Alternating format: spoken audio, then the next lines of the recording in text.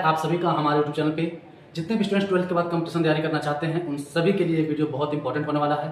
पिछली वीडियोस में हमने आपको ये बताया था कि कितने तरह की वैकेंसीज आती है और किस वैकेंसीज के लिए क्या क्वालिफिकेशन होता है। 12th लेवल पर आप कौन सा फॉर्म भर सकते हैं, 10th लेवल पर आप कौन सा फॉर्म भर सकते हैं, लेकिन आपको सिलेबस भी जानना बहुत जरूरी है।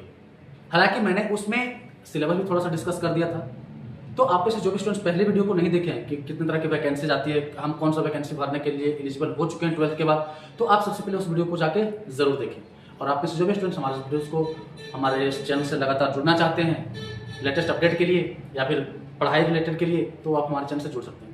आप देख रहे हैं कि आज हम आपको बताने वाले हैं कि सिलेबस क्या होता है। आज मैं सिलेबस आपको पूरा डिटेल में डिस्कस करूंगा, कि क्या पढ़ना होता है। तो ये हमारा स्काई कॉम्पिटिटिव पाठशाला ऑफलाइन कोचिंग सेंटर है हजारीबाग में। हमारे यहाँ ऑनलाइन ऑफलाइन दोनों तरीके से पढ़ाया जाता है, ठीक है। हालांकि मैं एक दिन आपको वीडियो भी दूंगा कि ऑनलाइन ऑफलाइन किस तरह से पढ़ना आपको सही रहेगा, ठीक है। देखिए किस वैकेंसी में क्या पढ़ना होता है। चलिए हम शुरू करें। आइए, बहुत ज़्यादा टाइम ना लेते हुए, इसलिए मैं पहले से लिख के रखा हूँ। जो सब्जेक्ट्स होते हैं आपके वो होते हैं मैथ, रीजनिंग, जीके, जीएस, जीए, जनरल साइंस और इंग्लिश। देखिए मैथ तो आपको दुनिया का कोई भी एग्जाम रहेगा सब में आएगा, रीजनिंग सब में आएगा, जीके जीएस सब में आएगा। ये इंग्लिश का कहानी है। इंग्लिश आपका एसएससी और बैंक में आता है, रेलवे में नहीं आता है, रेलवे में नहीं आता है। तो सबसे पहले मैं बता दूं कि जिस स्टूडेंट्स को इंग्लिश से थोड़ा डर लगता है और इंग्लिश आपको पढ़ने में थोड़ा सा सरदर्द लगता है, तो वो रेलवे एग्जाम्स की तैयारी कर सकते हैं। मैं रेलवे का आऊँगा लेके कि रेलवे में कितने तरह की वैकेंसीज आती है, क्या क्या बन सकते हैं। हालांकि मैंने वैकेंसीज भी बता दिया है, लेकिन आप लोगों को फिर से मैं वीडियो बनाऊंगा, ठीक है।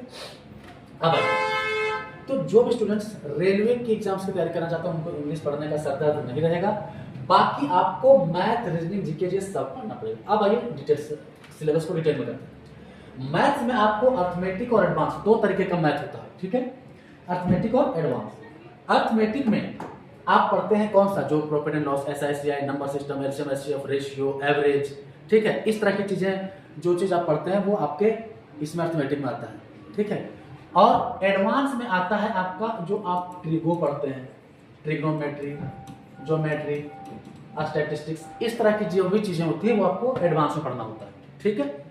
एडवांस का वेटेज जो है वो एसएससी में जाता है। किसमें है? एसएससी में। ऐसा नहीं कि रेलवे में नहीं आता, आता है। 25 सवाल में से 2 से 3 सवाल, 4 सवाल हार्डली आएंगे, ज्यादा नहीं आएंगे, लेकिन इसमें कई बार आधा आधा आ जाता है। तो एसएससी वालों को एडवांस थोड़ा ज्यादा पढ़ना होता है। रीजनिंग का कोई नहीं, रीजनिंग तो सब में आता है, ठीक है। रीजनिंग सब में आता है, तो उसका कोई है नहीं। दो तरह का रीजनिंग होता है, इसमें आपको ब्लड रिलेशन वगैरह पढ़ना होता है। क्या होता है वो सिलेबस बाद पढ़ाने के टाइम, अभी आप पूरा सिलेबस चैप्टर से डिस्कसन नहीं करना है, मैं आपको बता दिया।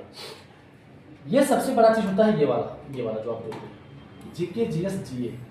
जीके जीएस वो होता है जो आप पहले वाले कहानी को पढ़ते हैं, हिस्ट्री, पॉलिटी, ज्योग्राफी।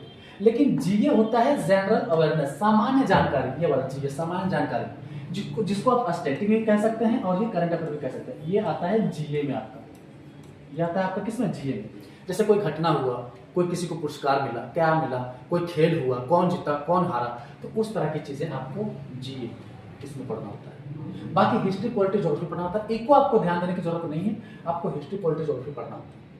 अब आइए जनरल साइंस में जाते हैं। जनरल साइंस ये वही साइंस है जो आप 11th में पढ़ते हैं और 12th में पढ़ते हैं, लेकिन उतना डिटेल में नहीं पढ़ना होता है। सवाल बहुत अच्छा आएंगे, 12th लेवल से अच्छा ऊपर आएगा सवाल, लेकिन उतना पढ़ना नहीं होता है। डेरिवेशन करके वो चीज पढ़ना नहीं होता। लाइट वाइट पढ़े हैं, मैग्नेटिज्म वगैरह पढ़े होते हैं, उन्हीं सब में से आता है। लेकिन इसमें भी क्या है कहानी, वो देखिए। जनरल साइंस जो है तो रेलवे का सबसे फेवरेट है, रेलवे का सबसे फेवरेट है। वो रेलवे में सबसे ज्यादा आता है, मिनिमम 20 आता है और मैक्सिमम 40। टेक्नीशियन में 40 आता है, 100 में से 40 आ जाता है। एसएससी में जो है वो जीएस के साथ मिला के पूछा जाता है, 4 से 5 सवाल। मान लीजिए कि 25 जीएस है ना, 25 जीएस, तो 25 जीएस में से 5-6 साइंस को घुसा दिए। और झारखंड के किसी भी एग्जाम्स में, हर एग्जाम्स में 20 सवाल फिक्स रहता है, इसका हर एग्जाम्स में 20 सवाल फिक्स रहता है। लेकिन रेलवे में आपका मिनिमम 25, मैक्सिमम 40, ठीक है। और इंग्लिश के बारे में तो बता ही दिए। आप लोग यहाँ से फुल जानकारी ले सकते हैं। हम आपको बता दिए कि कैसे क्या सिलेबस होता है, क्या पढ़ना होता है। इतनी सारी जानकारी आपके लिए इंपॉर्टेंट है। बस ये जानिएगा कि कंपटीशन का बैकबोन ये है।